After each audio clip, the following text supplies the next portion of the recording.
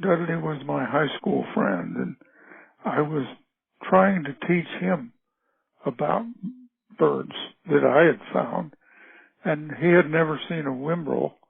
So we were on Galveston looking for Whimbrels. We found a number of Whimbrels, and I was coming back in from the west end of Galveston, and I saw this Curlew at the site, practically at the side of the road. It was near a fence post, and no more than, I would say 15 yards from the car. And it was totally different. To me, it was totally different from the Whimbrell.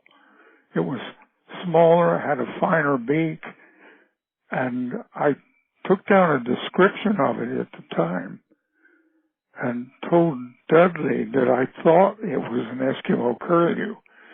But what I had read about Eskimo curlews were they're extremely rare, and one shouldn't try to tell them unless one knew Whimbrell thoroughly. And I was just familiar with them, but I wouldn't say thoroughly. But when I looked at that bird, I knew that it wasn't a Whimbrell. And the only other thing that I could think it could be was Eskimo curlew. At that time, I did not know about the little curlew in Australia, which since then I've seen many of. But that was in the days before there were people carrying phones around, and I didn't know who to contact.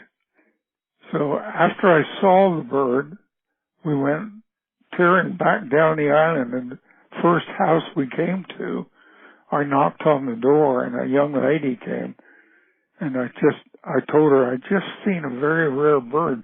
Do you know anybody that's interested in birds? She said, my mother is. And then she said, but she's out.